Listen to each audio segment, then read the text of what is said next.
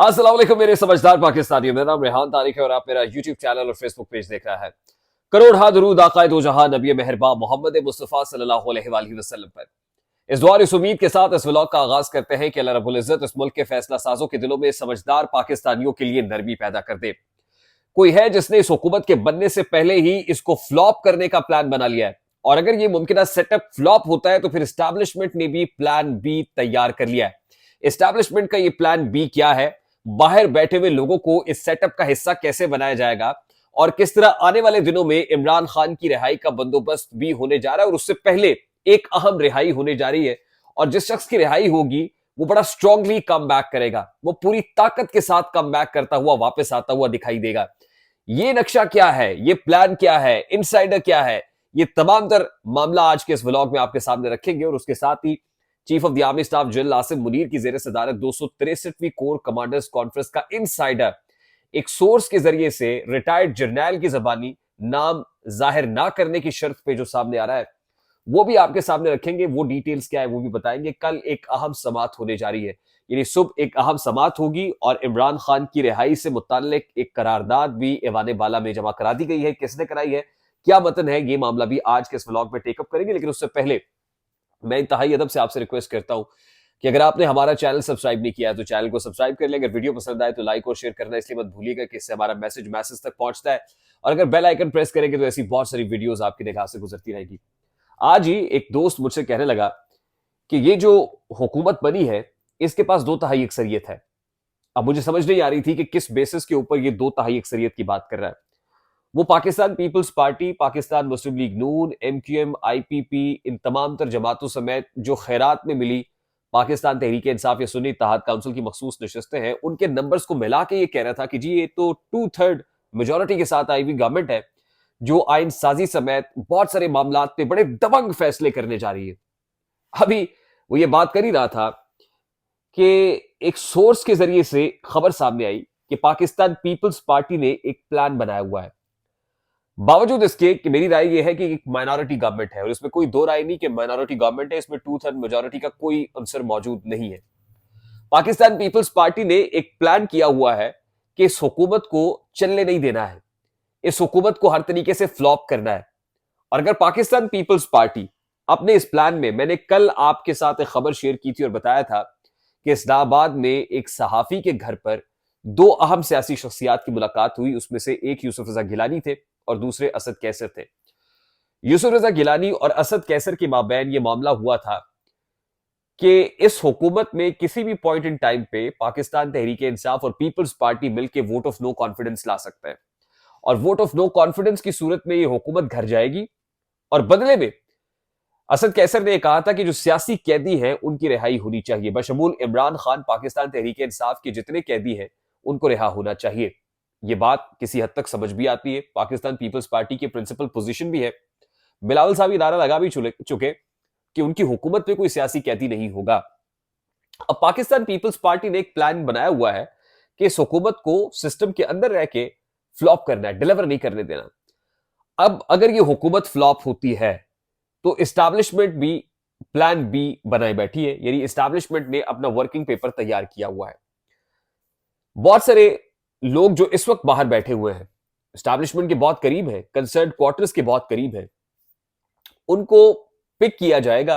और हमारी इतलात के मुताबिक बहुत सारे लोगों को उनके रोल्स भी आइडेंटिफाई कर दिए गए हैं कि उन्होंने किस रोल में क्या करना है, किस पोजीशन पे कमान संभालनी है, कौन सा रोल उनको दिया जाएगा और उसको एग्जीक्यूट कैसे करना है। उसके लिए वो अपना होमवर्क तैयार कर रहे हैं। यानी अभी आपको पाकिस्तान मुस्लिम लीग नून लेड कोलिशन गवर्नमेंट नजर आ रही है, ये लमकाओ या लटकाओ या डिलेइंग टैक्टिक्स के जरिए से मामलात आगे चलेंगे। इन द मीनवाइल कुछ लोग पैरेलल, जैसे होता है ना एक शैडो कैबिनेट होती है, आप यूं समझ लीजिए कि एस्टैब्लिशमेंट ने काइंड ऑफ एक शैडो कैबिनेट बना दी है जो पैरेलल अपने प्लान पर अमल दरामद करा रहे हैं, यानी काम शुरू कर दिया है, जिन्होंने अपना पेपर वर्क मुकम्मल करना शुरू कर दिया है।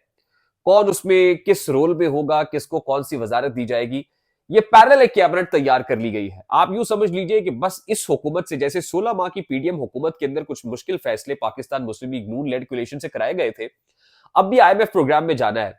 प्राइवेटाइजेशन भी एक मामला है, तलवार लटक रही है, मुश्किल फैसले करने हैं। 18% तक जीएसटी लगाने की बातें हो रही है, पेट्रोल महंगा, बिजली महंगी, गैस महंगी, ये सारे फैसले ये मुमकिन सेटअप करेगा। उसके बाद जो अगला सेटअप उतारा जाएगा वो प्योरली, इसमें भी एस्टैब्लिशमेंट की बहुत सारा करता धरता रोल है। उन्होंने आईएमएफ के साथ मामला मैच्योर करना लेना है, उसके लिए वो कुछ भी कर सकता है। उसके बाद नया सेटअप मैदान में उतारा जाएगा। मैं आपको बता दूं कि ना सिर्फ ये कि मरकज में PMLN led coalition government flop होती हुई नजर आएगी आपको आने वाले दिनों में, या अवाम का गैज़ो गजब जो है वो फेस करने के लिए तैयार रहे। उसके साथ साथ पंजाब के अंदर जो मरियम बीबी की हुकूमत है, बतौर चीफ मिनिस्टर मरियम नवाज साहिबा इस मामले को लीड कर रही है। आने वाले दिनों में नवाज शरीफ और मरियम नवाज कैंप के बहुत सारे ऐसे लोग जो पाकिस्तान मुस्लिम लीग नून कैंप की आप कह ले, मतलब वो सिर्फ नवाज और मरियम ग्रुप के नहीं, नून के नहीं, बल्कि नून लीग के अंदर बहुत से लोग ऐसे हैं जो सहूलतकार का किरदार अदा करेंगे कि मरियम नवाज शरीफ साहिबा को उस्मान बुज़दार 2 डिक्लेयर किया जाए या साबित किया जाए कि उस्मान बुज़दार 2 है। इस तरीके से नून लीग की जो रही सही साख है, ये लुटिया है, वो भी डूबने के करीब पहुंच जाएगी, जिसके बाद पीपल्स पार्टी और फिर एस्टैब्लिशमेंट कमांडिंग पोजीशन में आते हुए नजर आएंगे। ये मैं कह रहा हूं जराए से, बावसूख जराए से ये खबर आपको दे रहा हूं, ये मेरा तज्जिया नहीं है। ये आने वाले दिनों में आपको होता हुआ नजर भी आएगा।